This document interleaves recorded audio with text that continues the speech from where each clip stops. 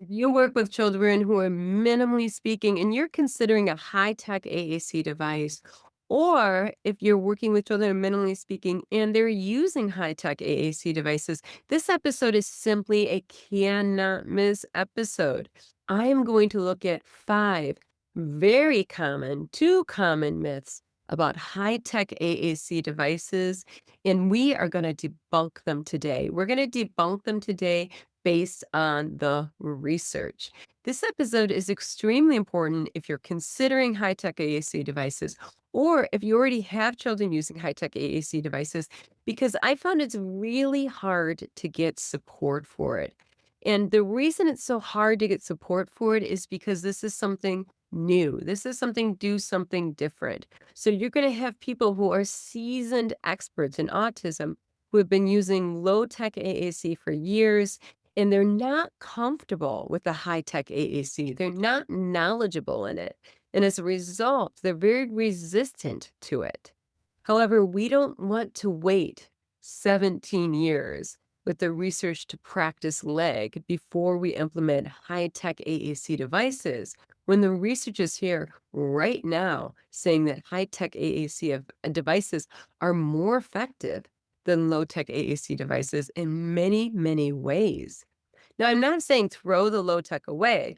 I'm not a black and white thinker. If you listen to me, I know you're not a black and white thinker because I'm very eclectic.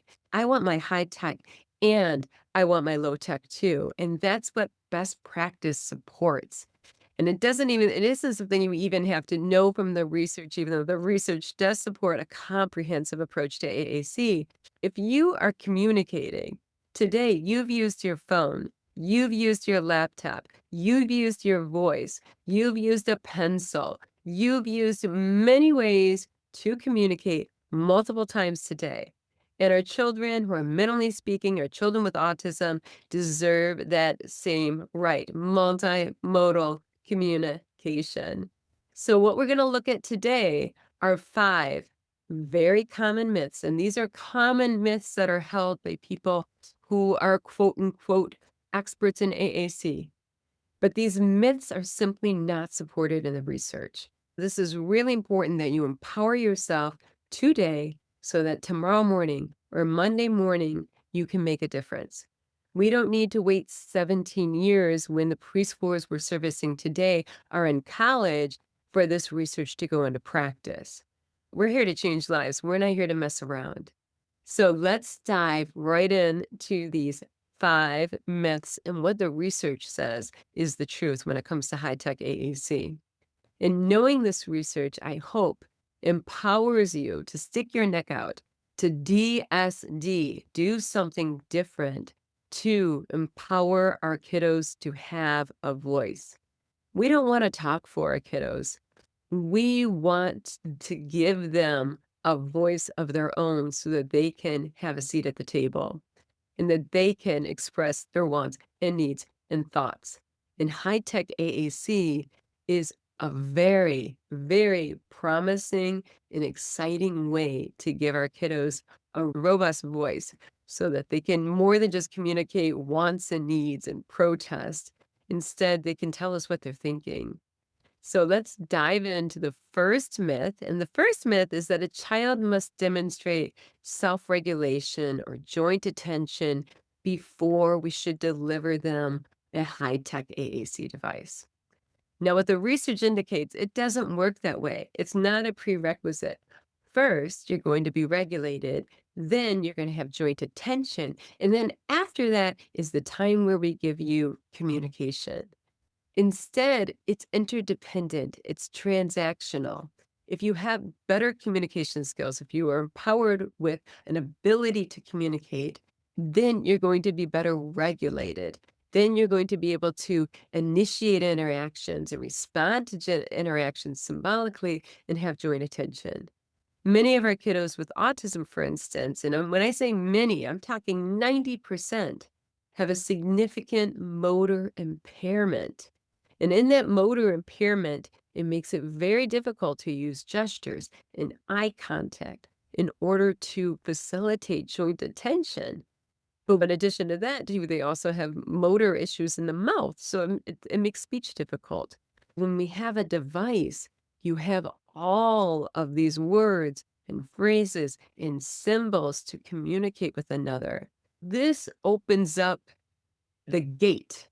It gives them a key in which they can communicate with others because so many of our kids with autism, they're locked in. They're locked in motorically, which makes it difficult to use eye contact and gestures and speech in order to communicate with another, initiate and respond to another.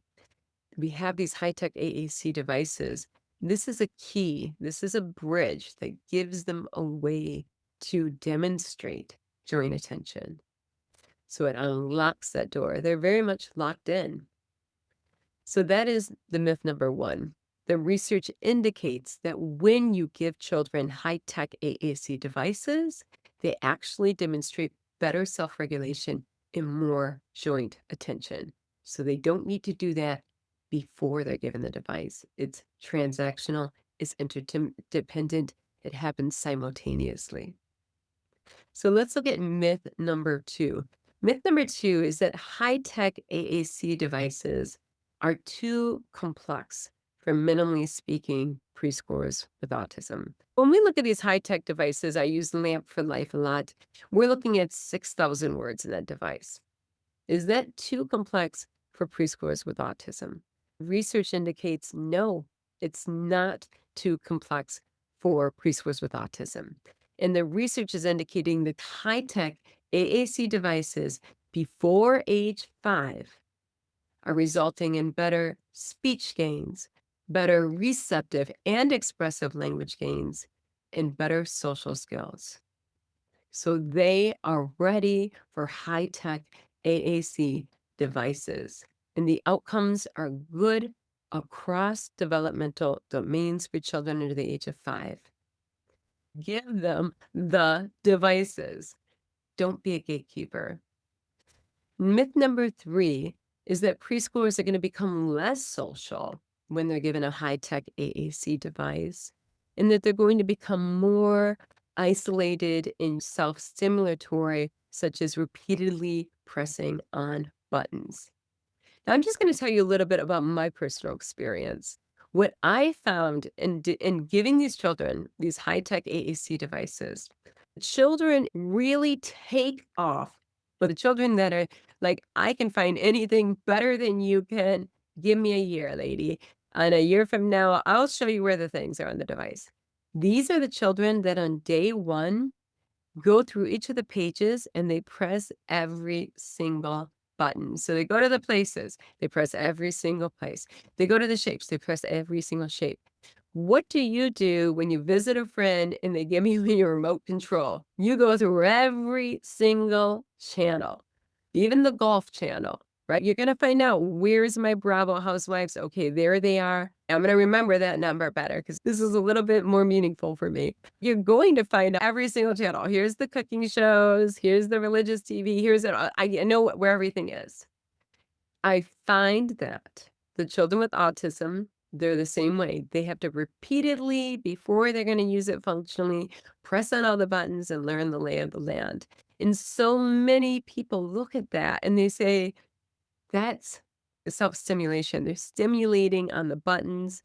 They're pressing one of the buttons. They're not using it for communication. It's like, of course they're not using it for communication. They don't know where any of the buttons are. They just received it. They need to go through it and find the lay of the land. So it's actually exploration, and really encourage that. Encourage the children to press all the buttons to find out where everything is, just like you're going to press all the buttons on that remote control for all 300 channels to see what's on there before you're going to use it. Let's look at myth number 4. And this is a really important one because I see this happen so commonly. It's customization of the device. Let me give you an example, and I love our partners in ABA. I'm not going to put them down because I think we're all rowing in the same direction here. But I'm going to say, for instance, what many do in the VBA, and I'm not saying all category, is they'll look at what are the children's requests, and we're going to make this device meaningful. And on this device, we're going to put the 20 requests of what the child's going to request on this device. And then we're going to keep changing it as that changes what they want, and the choices are going to become different and they're going to become bigger. And then later on, we'll add some other pragmatic communications, but we're really sticking to this is a requesting device in the beginning. Now, I highly advise not doing that. Another thing I've seen on the other end of the spectrum is I've seen people go all in on a child's interest and be like, I'm making a device that's all about this child, and these are the child's favorite songs, and these are the child's favorite TV shows, and these are the child's favorite characters, and these are the child's and their favorite gestalts, and it's all on this wonderful device. Now, both of those methods, I highly, highly recommend not doing. And the reason for that is that the research indicates that you want the motor plans where things are to stay the same. Because if you start moving it around, you change the symbols, you change the number of symbols that are showing, you change where the symbols are, what happens is the child has to relearn it. And they also have to allocate more of their cognition to find out where things are because they're always being moved around. You don't want to move around the symbols. I like the article that Janice Light wrote, and Janice Light wrote an article, and I'll put it at the bottom of the citation. And the quotation was, don't customize the room where the symbols are. We want to keep that the same, or the language that's used. Instead, if you're going to customize something, customize the doorway. And what she means by that is the access. So if the child has a visual impairment, the symbols are on a bigger board so that they can see the symbols. If the child's using eye gaze, the access is different to find where the symbols are. Or maybe they're using a finger control in order to manipulate symbols. You're changing, customizing so that they can access the language. You're not changing the language. So this is very important, is not to customize these high-tech AAC devices because you're changing the motor plan every time you do.